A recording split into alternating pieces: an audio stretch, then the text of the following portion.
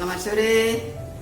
Selamat kembali kita mau belajar firman Tuhan dari pelajaran Sekolah Sabat yang pada hari ini sampai pada pelajaran yang ke-11 yang berjudul Menunggu dalam Cawan Lebur.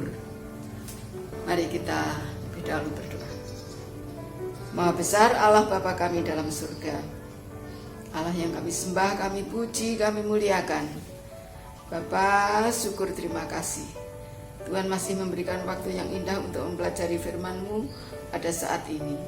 Kiranya kasih kemurahan Tuhan tetap berlaku sepanjang sisa hidup kami sampai saat ini. Terima kasih Tuhan. Kiranya Roh Kudus-Mu yang boleh menolong kami pada saat sekarang ini untuk menyampaikan satu pelajaran yang indah pada sore hari ini, di mana kami mempelajari bagaimana kami merasakan satu sukacita bila mana kami pada saat menunggu apapun, biarlah kami percayakan sepenuhnya kepada Tuhan. Kami percaya Tuhan akan kuatkan, Tuhan akan tolong, Tuhan akan sertai dalam segala keadaan kami. Terima kasih Bapa. Kiranya semua diberkati pada sore hari ini sesuai dengan kasih dan kemurahan Tuhan. Ampuni semua dosa kesalahan kami. Semua ini kami mohon dalam nama Yesus, Tuhan dan Juru Selamat kami. Amin. Baik, pelajaran kita pada sore hari ini kembali saya ulangi judulnya, yaitu Menunggu dalam Cawan Lebur. Pekan ini kita akan melihat apa yang ada di balik beberapa yang ada pada cawan lebur yang paling sulit. Jadi cawan lebur itu ya satu keadaan yang menyusahkan, tetapi ada yang paling sulit yang ada di dalam cawan lebur. Allah kesabaran. Ini adalah poin pertama pelajaran sepanjang minggu ini. Menunggu itu menyakitkan. Menurut kata Ibrani, menunggu dengan sabar artinya sangat menderita, sangat mengguncang. Kita bergetar, sangat menderita, menjadi sedih, dan lain-lain. Berarti kata menunggu dengan kesabaran artinya membuat kita tidak nyaman.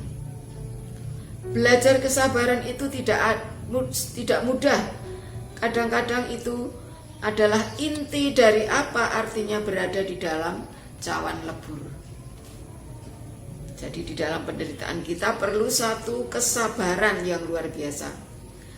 Allah yang memegang janjinya patut kita percayai. Jika kita ada dalam keadaan menunggu, sebaiknya kita berfokus pada Dia, yang patut kita percaya bahwa Dia akan melakukan yang terbaik bagi kita. Ini poin yang pertama. Poin yang kedua, Allah punya waktu sendiri. Allah punya waktu sendiri. Dia menunggu ribuan tahun untuk datang ke dunia sehubungan dengan dosa manusia. Juga beberapa ribu tahun untuk kedatangannya yang kedua kali. Ada banyak hal atau alasan mengapa kita mengalami waktu tunggu. Alasan yang pertama, menunggu dapat menjauhkan kita dari hal-hal lain dan kembali kepada Allah. Kedua, menunggu bisa merubah motif dan keinginan kita sendiri. Dan ketiga, menunggu membangun ketekunan stamina rohani. Yang keempat, menunggu memerlukan iman dan kepercayaan. Dan yang kelima, kita tidak tahu alasan mengapa harus menunggu. Oleh karena itu, kita harus belajar hidup oleh iman. Dan yang lainnya, menunggu Allah mungkin mengubah rencana kita. Jadi ada beberapa alasan bagaimana di mana kita harus mau menunggu. Menunggu apa saja, bukan hanya menunggu satu hal, tapi menunggu berbagai-bagai macam hal. Poin yang ketiga di sini dikatakan bahwa Daud objek pelajaran dalam menunggu. Berapa lama Daud menunggu menjadi raja? Padahal sudah sejak kecil sudah diurapi bakal menjadi pengganti raja Israel. Berbagai macam penderitaan dan pencobaan dialami Daud sebelum tiba saatnya menjadi raja. Bahkan pernah Daud punya kesempatan untuk mempercepat waktunya menjadi raja dengan membunuh Saul. Itu pun tidak dilakukannya karena dia tahu itu belum waktunya Allah.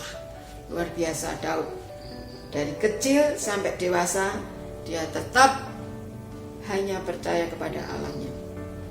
Elia, masalah dari terburu-buru.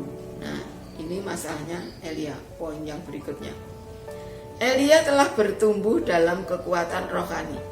Dia telah bisa mengalahkan 400 nabi Baal, telah membantainya dengan kekuatan dari Tuhan. Tetapi dia terburu-buru mengambil langkah yang salah ketika dia tidak bertanya kepada Tuhan. Dipicu oleh rasa takut, maka ia mengambil keputusan sendiri tanpa melibatkan Tuhannya. Kita pun kadang-kadang seperti Elia. Iman dan kepercayaan kepada Tuhan perlu dipupuk dan dipelihara dengan baik agar tetap bisa menjaga keselamatan kita secara pribadi. Poin yang terakhir di sini dalam pelajaran sepanjang minggu, belajar gembira di dalam Tuhan.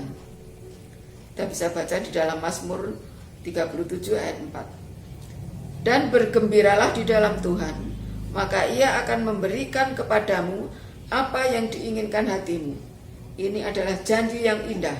Mengapa? Daud sedang dikelilingi orang-orang yang melawan rencana Allah. Ketika orang-orang menentang kita, respon kita biasanya marah atau berusaha membenarkan diri sendiri. Tetapi bagaimana sikap Daud? Daud melakukan dan menyarankan yang berbeda. Bagi kita bisa merasa heran, tetapi itu yang dilakukan Daud. Ia menunggu rencana Allah dan tidak akan melawan Allah dengan maksud hatinya sendiri. Dalam konteks inilah Daud menulis tentang bergembiralah di dalam Allah. Berarti apa artinya gembira di dalam Allah? Bergembira di dalam Allah berarti kita hidup dalam keadaan kepercayaan yang sempurna. Tidak ada yang bisa mengacaukan kedamaian kita, karena Allah ada di sini dan bekerja. Kita bisa memuji Dia. Kita bahkan bisa tersenyum karena tidak ada yang bisa memperdaya Allah kita.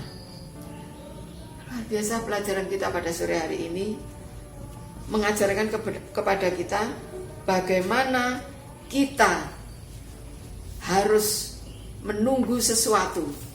Padahal biasanya kita menunggu waktu sebentar saja sudah ngomel, sudah tidak senang hati, sudah bingung, sudah stres. Tapi di sini kita mendapatkan satu pelajaran yang begitu indah, di mana kita harus tahu arti menunggu. Sekarang kita akan masuk dalam pendalaman. Di sini ada 4 poin yang perlu kita ulang kembali, kita jelaskan kembali.